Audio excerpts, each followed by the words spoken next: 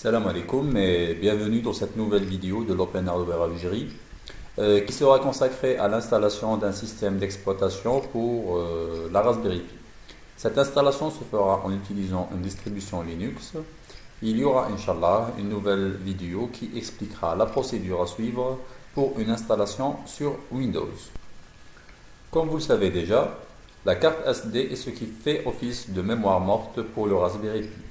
Tout comme pour un disque dur d'ordinateur, c'est donc sur cette carte que sera installé le système d'exploitation. Pour commencer, il nous faut télécharger le système d'exploitation Raspbian qu'on trouve sur le site officiel raspberrypi.org. Raspbian n'est tout autre qu'une version modifiée de Debian pour tourner sur notre carte. Sur la page, il faut repérer la section Raspbian à ce niveau. Là, il vous est possible de télécharger soit le zip ou bien le torrent de l'image.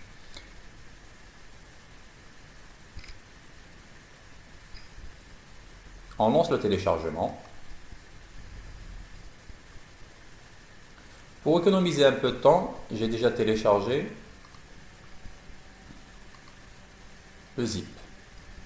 La prochaine étape consistera à dézipper l'archive que nous avons ici et pour obtenir la version image de notre système. Nous avons choisi de vous montrer la méthode d'installation en ligne de commande car elle ne nécessite pas d'installation d'autres logiciels. Nous utilisons les outils fournis par Linux pour cela. Première étape, il faut insérer la carte SD dans l'ordinateur. Deuxième étape, on doit identifier le nom système des partitions de la carte SD. Pour cela, premièrement, on fait F4 pour ouvrir une ligne de commande. On montre la commande df-h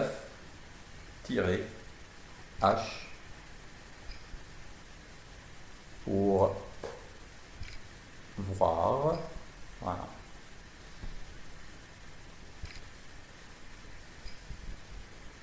La carte SD que j'ai entrée est une carte de 2 Go et elle est identifiée en SDB1. On démonte là où les partitions montées sur la carte SD avec la commande umount. Alors on tape umount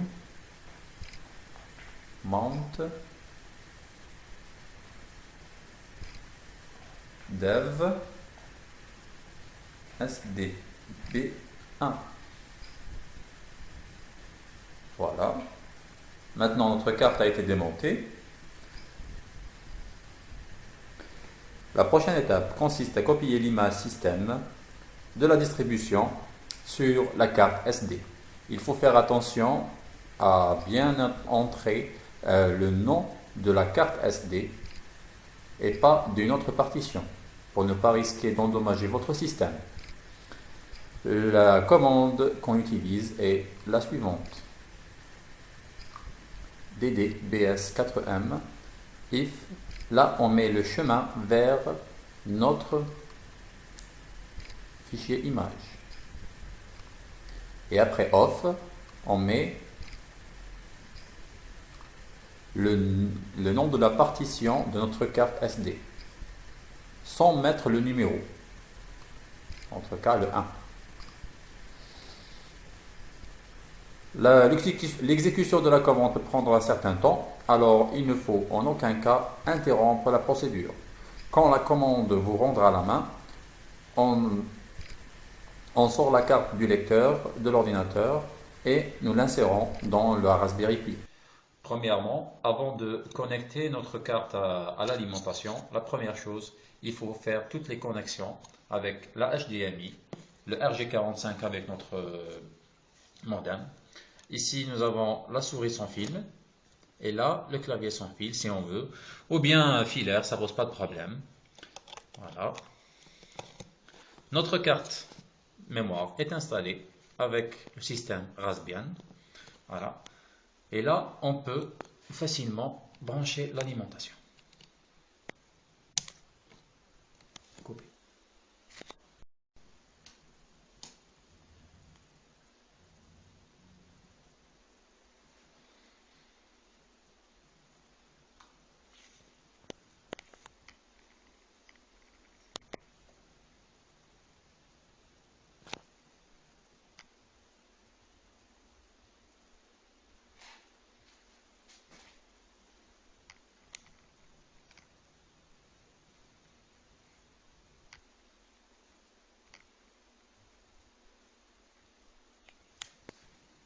Comme vous voyez, le système est chargé. Et là, il nous demande un login pour se connecter.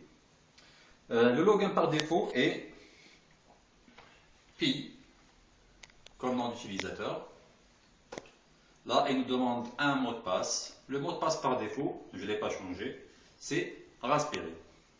Il faut faire attention, c'est que le clavier il va se transformer en clavier QWERTY et non AZERTY.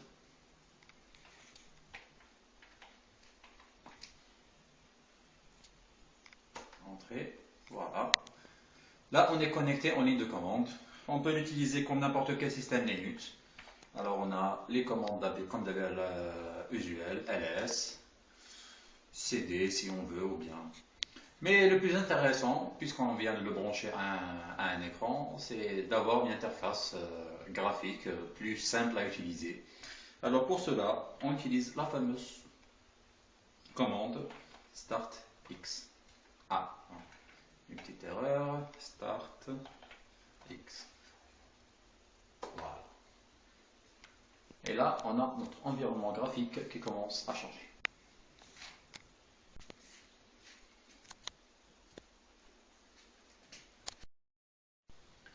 Comme vous pouvez le voir, on va se retrouver dans un environnement à la Linux, simple d'utilisation, ludique, avec des menus. Voilà. Nous avons le petit Midori, qui est un browser web simple à l'utilisation aussi. Bon, il ne faut pas s'étonner pour la latence, parce que c'est la première fois que je l'utilise. Voilà, Midori. Ah, j'ai ouvert deux fenêtres à la fois. Ça, c'est le navigateur. On peut installer Firefox ou bien Chrome, c'est à notre bon vouloir. Mais je conseillerais d'utiliser Midori pour des recherches simples. Voilà. On a aussi installé Mathematica. On a installé aussi Scratch, qui est un système ou bien un langage de programmation graphique simple et ludique pour les enfants, pour leur apprendre la programmation.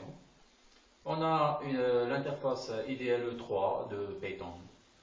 On a l'interface IDLE 2.7 qui est fournie avec. Voilà, on a la documentation ou bien la référence pour tous les systèmes Raspbian. On peut aussi ouvrir un terminal pour d'autres manipulations. Voilà, on a un terminal ici qu'on peut utiliser simplement. Voilà. Que dire de l'interface? C'est une interface simple d'utilisation. Voilà, c'est tout pour cette vidéo. Prochainement, on va vous montrer d'autres vidéos sur d'autres systèmes que le Raspbian. Et à la prochaine fois, Inch'Allah. Wassalam alaikum.